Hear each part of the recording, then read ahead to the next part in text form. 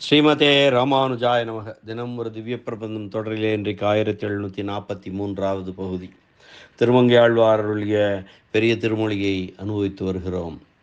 அதிலே திருப்புல்லாணி திவ்ய தேசத்தை மங்களாசாசனம் செய்தருளும் 953ஆம் திருமொழி 9வது பாசுரத்தை இன்று நாம் இணைந்து அனுபவிக்க இருக்கிறோம். முன்பாடலில் நெஞ்சு நாமே போய் தொழுதல் அவனை அடைய நாம் செய்யும் உபாயமாக முடிந்துவிடும். அவனே வரும் வரை சற்று பொறுத்து அவன் வந்தவுடன் அவனை கண்டு மகிழ்வோம் என்று தலைவியை அமைதிப்படுத்த முயன்றும் அவன் வாராமையால் நெஞ்சமும் அவனுக்கு தக ஒன்றுமில்லை. ஆதலின் நாம் திருப்புல்லாணிக்கு புறப்பட வேண்டியதுதான் ஏற்ற செயல் என்று துணிந்த அளவிலே தலைவியின் நெஞ்சினை அறிந்த தோழி, நாம் தனித்தன்மைக்கு சேராதவற்றை நாம் செய்வது ஏன்? நம் சுவாதந்திரியத்துக்கு சேராதவற்றை நாம் செய்வது ஏன் என்று கேட்கிறாள். அதற்கு தலைவி, நாம் நம் தனி இயல்புக்கு சேராதனவற்றையும் செய்வோம். அப்படித்தான் செய்வோம். திருப்புல்லாணி எம்பெருமானை சென்று அடைய வேண்டும் என்று தோழியை அழைக்கிறாள். தலைவியின் நலன் கருதுபவளாய் இவள் தனித்தன்மையை காக்க வேண்டும் என்ற நினைவாலே எம்பெருமான் பிரிந்த பிறகு நாம் தனித்தன்மையை காப்பாற்றுவதற்காக நம்மை நோக்கி வாராமல் திருப்புல்லாணியிலேயே நிலையாக இருக்கிறானே, இனி என்ன செய்வோம்? ஏனைய உபாயங்களை பின்பற்றுவதனை விட்டு நம் ஆற்றாமையை அவன் அறியும்படி நம் தனித்தன்மைக்கு நம் சுவாதந்திரியத்துக்கு ஏற்ற வகையில் தொழச் செல்வோம் என்று தோழி தலைவியிடம் கூறிய செய்தி இந்த பாடலில் குறிப்பிடப்படுகிறது. நம் ஸ்வரூபத்திற்கு ஏற்றதில்லை எனினும் நாம் சர்வேஸ்வரனை நாளும் தொழுவோம் என்கிறாள். ஓதி நாமம் குளித்து உச்சிதன்னால் ஒளி மாமலர் பாதம் நாளும் பணிவோம். நமக்கே நலம் ஆதலின் ஆது தாரான் எனிலும் தரும். அன்றியும் அன்பராய் போதும் மாதே தொழுதும் அவன் மன்னு புல்லாணியே. பெண்ணே, மாதே, தோழி என்று அழைத்து சொல்கிறாள். ஓதி நாமம் குளித்து உச்சிதன்னால் ஒளிமா மலர் பாதம் நாளும் பணிவோம். மாதே, தலைவியே, நமக்கே நலமாதலின் நமக்கே உறுதி பொருள் நல்கும் ஆதலால் நமக்கே நலமாதலின் குளித்து நாமம் ஓதி அவன் நீராடி அவன் திருநாமங்களை சொல்லிக்கொண்டு உச்சிதன்னால் ஒளிமா மலர்பாதம் நாளும் பணிவோம். உச்சிதன்னால் நம் தலையினாலே அவனுடைய ஒளி வீசுகின்ற மேம்பட்ட திருவடித்தாமரைகளை நாள்தோறும் பணிவோம். அது தாரான் எனிலும் தரும். அவன் யாதும் கொடுக்காமல் போனாலும் இந்த உபாயங்களை பின்பற்றும் செயல் நமக்கு பலன் தரும். அவன் கொடுக்காவிட்டாலும் கூட இந்த வழிகளை இந்த உபாயங்களை பின்பற்றி செல்லும்போது நமக்கு நலன் தரும். அன்றியும் அன்பராய் போதும்.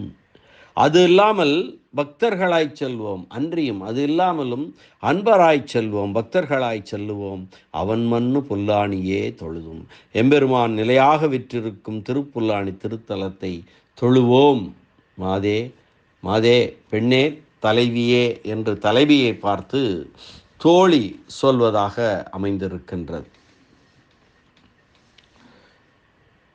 ஓதி நாமம் குளித்து உச்சிதன்னால் ஒளி மாமலர் பாதம் நாளும் பணிவோம். நமக்கே நலம் ஆதலின் அது தாரான் எனிலும் தரும். அன்றியும் அன்பராய் போதும் மாதே தொழுதும் அவன் மன்னு புல்லாணியே. தோழியே, நமக்கு புருஷார்த்தமாதலால் நாம் நீராடி பெருமானின் திருநாமங்களை ஓதி சிறந்த திருவடி தாமரைகளை நாள்தோறும் தொழுவோம். அந்த பெருமான் ஒன்றும் தரமாட்டான், எனினும் தந்திடுவான். தந்தாலும் தராவிட்டாலும் அவன் பொருந்தி வாழும் திருப்புல்லாணியையே தொழுவோம் வா. இதுவரை அவனே வந்து நம்மை காப்பான் என்றிருந்தோம், வரவில்லை. இனி நாமே சில உபாயங்களை செய்ய கடவோம். இடைவிடாது திருநாம சங்கீர்த்தனம் செய்வோம். செய்தால் அதற்கு ஒரு பலன் கிடைக்கும் என்று பரகால நாயகி சொல்ல, தோழி கெடுவாய், அவனையும் அழித்து உன்னையும் அழித்து கொள்ள பார்க்கிறாயே, இது தகுதியல்ல என்று சொல்ல, அவனுடைய ஸ்வரூபத்துக்கு அழிவு வராமல் நோக்க வேண்டும் என்று இதுவரை விரதம் கொண்டிருந்தது போதும், இனி நமக்கே நன்மை பார்ப்போம் என்று கூற, தோழி நங்காய், நீ எந்த சாதனானுஷ்டானம் பலனை அடையும் முயற்சி செய்தாலும் பலனளிக்க வேண்டியவன் அவன் அல்லவா? அவன் உனக்கு ஒன்றும் தாரான் என்ன, அது தாரான் எனினும் தரும் என்கிறாள். அவன் ஒன்றும் கொடுக்க மாட்டேன் என்று பிடிவாதமாக இருந்தாலும் என்னுடைய முயற்சி பலன் கொடுக்கும் என்கிறாள்.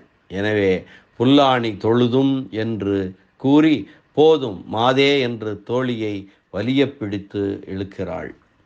பிரபன்னர்களுக்கு அனன்யோபாயத்துவம், அனன்யோபேயத்துவம், அனன்ய தெய்வத்துவம் என்ற 3 தன்மைகள் உண்டு பிரபன்னர்களுக்கு. எம்பெருமானை தவிர வேறொரு உபாயத்தை மேற்கொள்ளாமை அனன்யோபாயத்துவம். அதற்கு அதிசயத்தை விளைக்கையே புருஷார்த்தம் என்றிருத்தல். வேறொன்றிலும் தேவதா புத்தி பண்ணாமை. இந்த 3லும் வலுவாமல் இருக்க வேண்டும் எல்லா பிரபன்னர்களும். அதாவது அனன்யோபாயத்துவம் என்றால் எம்பெருமானை தவிர வேறொரு உபாயத்தை மேற்கொள்ளாமை. அனன்யோபேயத்துவம், அதற்கு அதிசயத்தை விளைக்கையே புருஷார்த்தம் என்று இருத்தல். 3வது அனன்ய தெய்வத்துவம், வேறொன்றிலும் தேவதா புத்தி பண்ணாமை ஆகிய இந்த 3லும் பிரபன்னன் தெளிவாக அதிலேயே வலுவாமல் இருக்க வேண்டும். முதலிரு தன்மைகளும் குலந்தவை போல இந்த பாசுரம் அமைந்திருக்கின்றது. ஓதி நாமம் குளித்து உச்சிதன்னால் ஒளி மாமலர் பாதம் நாளும் பணிவோம் என்று தாம் சில வியாபாரங்களிலே இறங்குவதாக சொல்வது அனன்யோபாவத்துவம் குறைந்தபடியாகும். நமக்கே நலமாதலின் என்பதால் அத்தலைக்கு அதிசயத்தை விளைக்கையே புருஷார்த்தம் என்று இருப்பது தவிர்ந்து தனக்கு அதிசயம் தேடத் விளங்குதலால் அனன்யோபேயத்துவம் குறைந்தபடியாக அது முதல் 2ம் குறைந்திருக்கிறது. ஆக இப்படி ஸ்வரூபத்துக்கு முரண்படுவது ஒக்குமோ என்றால் ஒக்கும். பேரன்புடையவர்களுக்கு பக்தியின் காரியமான அஞ்ஞானத்தால் இவை அமைவதால் தவறொன்றுமில்லை என்று ஸ்ரீவசனபூஷணத்தில் சூத்திரங்கள் 91, 92 கூறுகின்றன. அவற்றை நோக்கலாம். பேரன்புடையவர்களுக்கு பக்தியின் காரியமான அஞ்ஞானத்தால் இவை அமைவதால் தவறில்லை. அதாவது அனன்யோபாயத்துவமும் அனன்யோபேயத்துவமும் குறைவதால் தவறில்லை. இனி வியாக்கியான சக்கரவர்த்தி பெரியவாச்சான் பிள்ளையினுடைய உரை பார்க்கலாம். ஓதி நாமம் குளித்து உச்சிதன்னால் ஒளிமா மலர் பாதம் நாளும் பணிவோம். நாம் செய்யத்தகாதனவற்றை எல்லாம் செய்து பெறக்கடவோம். வேண்டப்படும் பொருள் தன் முயற்சியால் கிடைக்கத்தக்கது என்று இருப்பார். செய்யக்கூடியவற்றையெல்லாம் நாம் செய்வோம். ஓதி நாமம், வாயாலே எம்பெருமானுடைய திருநாமங்களை எல்லாம் சொல்லுவோம். குளித்து உச்சிதன்னால், ஆம் கோணைகள் பெண்மைக்கு பொருந்தாதன செய்து, திருவாய்மொழியிலே நம்மாழ்வார் கூறுவார் அல்லவா, அதுபோல ஆம் கோணைகள் செய்து, அதாவது அவன் எதிரே வந்தால் நாம் தலைவியாயிருப்பதை விட்டு அடியார் நிலையில் கும்பிட்டு கொண்டு நிற்போம். குளித்து நாமம் போதி உச்சிதன்னால் நாளும் ஒளிமா மலர் பாதம் பணிவோம் என்று நாம் தகவில்லாதவை செய்தால் நாம் பயனை இழப்போமே தவிர எம்பெருமானுக்கு கெடுதல் என்ன என்றால், தலைவி என்னும் எண்ணத்தை விட்டு அடியாள் என்னும் எண்ணத்துடன் வணங்குவதன் கருத்து நம் இன்பத்திற்கு நாம் முயல்வது ஆகும். அப்படி என்றால் எம்பெருமான் பேற்றுக்கு நம்மிடமிருந்து எதனையும் எதிர்பாராத பண்பினன் என்பது பொய்யாகிவிடும். அவன் எதற்கும் நமக்கு பலனளிப்பதற்கு நம்மிடமிருந்து எதனையும் அவன் எதிர்பார்ப்பதில்லை. அந்த அந்த பண்பு பொய்யாகிவிடும் அல்லவா என்கிறார். ஒளிமா மலர் பாதம். திருவடிகளின் இன்பச் சுவையை, போக்கியதையை நினைத்தால் அவற்றை வணங்க வேண்டும் என்ற எண்ணம் வராது. அதாவது அவற்றின் இன்பத்தை கண்ணால் பருகி நுகரவே காலம் கழியுமே ஒழிய திருவடிகளில் வணங்க வேண்டும் என்ற முறையை அறிந்து திருவடிகளில் விழுவதற்கு வாய்ப்பு இராது. சுவைக்கத்தக்கது என்று இருத்தலை விட்டு பேற்றினை அடையத்தக்க வழி திருவடி தொழுதல் என்று கருதுவோம். நாளும் பணிவோம். செயல்படுவதில் தொடர்பு அருந்தால் பேற்றில் தொடர்பு அரும் என்று இருப்பவர் செய்வனவற்றையெல்லாம் செய்வோம். நமக்கே நலமாதலின் நமக்கே நலம் என்று மாற்றி பொருள் செய்ய வேண்டும். நமக்கே என்கின்ற இடத்தில் ஏகாரத்தை பிரிநிலையாக்கி பொருள் கூறுகிறார். நமக்கே என்கின்ற ஏகாரம். இனி நாம் எம்பெருமானுக்கு நன்மை தருவதனை நோக்குவதனை எல்லாம் விட்டு நமக்கே நன்மை தருவனவற்றை நோக்க வேண்டுவதே நம் குறிக்கோள். நமக்கே நலம் ஆதலின். இதற்கு முன் நம் துயரங்களையும் இழப்புக்களையும் பார்க்காமல் அவனுக்கு எவை நன்மையோ அவற்றையே நோக்குவோம் அல்லவா. நமக்கே நலமாதலின் அது தாரான் எனினும் தரும். அவன் என்னதான் செய்தாலும் அவன் பக்தியால் அடையப்படுபவன் என்ற வார்த்தைகளை மாற்ற முடியாதல்லவா. உபாயம் என்று கருதி அவன் திருவடிகளில் வணங்கினால் அவன் பெருக்கு பண்ணி தராவிட்டாலும் நாம் பண்ணும் பக்தி அவனை தரும்படி பண்ண வைக்கும். அன்றியும் அன்பராய் போதும். அவன் நம்மிடம் பக்தி கொண்டு நம்மை அடைய வேண்டும் என்றிருப்பதனை விட்டு இனி நாம் அவனுக்கு பக்தராய் அவன் இருப்பிடம் நோக்கி போவோம். பேறு நமக்கு கிட்ட வேண்டுமானால் அதற்குரிய வழிகளில் ஈடுபடுவதும் நம் செயலாக இருக்க வேண்டாமோ. அவன் மண்ணு புல்லாணியே. அவனை ஒரே இடத்தில் நிலையாக இருக்க செய்ய வேண்டுமோ? அவன் நம்மை நோக்கி எதிரே வரும்படி நாம் அவனை நோக்கி செல்வோம். இவள் செய்யும் செயல்கள் இவளுக்கு இயற்கையானவையே என்று இருந்தால் அல்லவா எம்பெருமான் பொறுத்திருப்பான். அவனை அடைய பக்தியை வழியாக கொண்டு விட்டால் அவனுக்கு அங்கேயே நிலையாக இருக்க இயலாதல்லவா என்கிறாள். மற்றும் ஒரு வியாக்கியானம். இதே பாசுரத்திற்கு இரண்டாவதாக ஒரு நயம்பட ஒரு வியாக்கியானம் அருளியிருக்கிறார் பெரியவாச்சான் பிள்ளை. ஒளிமா மலர்பாதம் பணிவோம் என்ற சொற்றொடருக்கு திருவடிகளை பேராக கருதாமல் ஆறாக உபாயம் அல்லது வழியாக கருதுவோம் என்று பொருள் கூறினார். இது ஸ்வகத ஸ்வீகாரம் எனப்படும். இது இந்த சொற்றொடருக்கு இந்த பொருளை விட்டு வேறு பொருள் கூறுகிறார். திருவடிகளின் இனிமையை கருதி அவற்றை பேராக நினைத்து அவற்றை பெற சாத்திரங்களில் ஓதிய வேறு உபாயங்களை கைக்கொள்வோம் என்கிறார். ஓதி நாமம். அவன் நம்மிடம் கொண்ட விருப்பத்தின் அடியாக அவனை பெறலாம் என்றிருந்தோம். சாத்திரங்களில் சொல்லுகின்ற செய்தி அவன் கொள்ளும் விருப்பம் அல்ல. இப்பொழுது சாத்திரங்களில் ஏற்றனவாக கூறப்பட்டுள்ள பக்தி முதலிய உபாயங்களை கொண்டு அவனை பெற கடவோம் என்கிறாள். அவனுடைய இசைவினாலே பெறலாம் என்னும் நம்பிக்கை கொண்டிருந்தோம். அது பயன்படாத போது இனி பயன் பெறுவதற்கு ஏதேனும் ஒரு செயலை நாம் கைக்கொள்ள வேண்டும். ஓதி நாமம். அவன் என்ன பாடுபடுத்தினாலும் சததம் கீர்த்தயந்தக, எப்பொழுதும் சொல்லிக்கொண்டு என்பதற்கு ஒரு பேறு கிடைக்காமல் போகாதே. குளித்து. அவனே நம்மை ஏற்றுக்கொள்வதானால் பெறக்கூடிய பேறு தவறிவிட்டது. இனி வேற்றுபாயங்களை கை கொண்டு பயன்பெற வேண்டி உள்ளதே.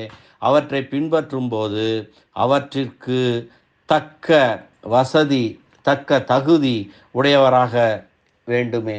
அதற்காக குளித்தலை மேற்கொள்வோராவோம். அதற்காக குளிப்போம். அவனை வழிபடும் வாய்ப்பு பெறாமல் பின்வாங்கி இருந்த நம் தலைகளை கொண்டு அவனை பணிய கடவோம். ஒளிமா மலர் பாதம். சென்று அடையத்தக்கதுவே அதற்கு வழியாகவும் உள்ளது என்பதனை விட்டு வழி அல்லது உபாயமாக இருப்பதனை நாம் மேற்கொள்ள கடவோம். அதனால் அதற்கு இரண்டு தன்மை உண்டானாலும் இன்பம் பயக்கும் வடிவு ஒன்று உள்ளது என்று நினைத்திருக்க கடவோம். இனி நாளும் பணிவோம். வாழ்க்கை நடத்துதலில் ஈடுபட்டிருக்கும் அன்றல்லவோ அம்முறை அறிவிலேயே எம்பெருமான் வருவதற்கு அரை கணம் காலம் தாமதிக்க பண்பால் மேம்பட்ட எம்பெருமானை இப்படி வழிபட அவனிறக்கும் இடம் நேடிச் செல்வோம் என்று கூறி அவனை அழிக்கலாமோ என்று தோழி சொல்ல, நமக்கே நலம் ஆதலின். ஆமாம், இதற்கு முன்பிருந்த காலம் முழுதும் அவனை நோக்கியே செயல்பட்டு கொண்டிருந்தோம். இனி உள்ள காலம் எல்லாம் நமக்கே நன்மையை நாடக் கடவோம். அது அவனுக்கு தகுந்தது என்றிருந்தது, நாம் வாழ்ந்தது போதும் என்றாள். அது தாரான் எனினும் வேறு எந்த காரியங்களை செய்தாலும் வேறு ஒன்றையும் தழுவாத பக்தியினாலே இறையவன் அடையத்தக்கவன் என்கின்ற உண்மையை அவனால் போக்க முடியாதே. அவனையே ஆறும் பேருமாக வழியும் பலனுமாக பற்றி இருப்பவர்களுக்கல்லவா அவன் தன்னை கொடாமல் ஒளிவான். அன்றியும் அன்பராய், அதெல்லாம் ஒருபுறம் இருக்க, நாம் பேறு அடைவதற்கு இதுவே வழியாகும். அவன் பேறு வழங்கினால் வழங்கட்டும், வழங்காமல் போனாலும் போகட்டும். நம் சொரூபத்தை அழித்து கொண்டு நின்றால் பின் அவன் உயிர் வாழ்வதனை பார்ப்போம். இந்த அன்புக்கு ஆறும் பேரும் ஆகிய 2 வடிவம் உண்டல்லவா? அவற்றுள் இப்பொழுது நம் இயல்புக்கு பொருந்தும்படியான உபாயத்திலே ஈடுபடுவோம் என்று இந்த தலைவி இப்படி ஆசைப்பட்ட போதும் சற்றே பின்வாங்கினாள்.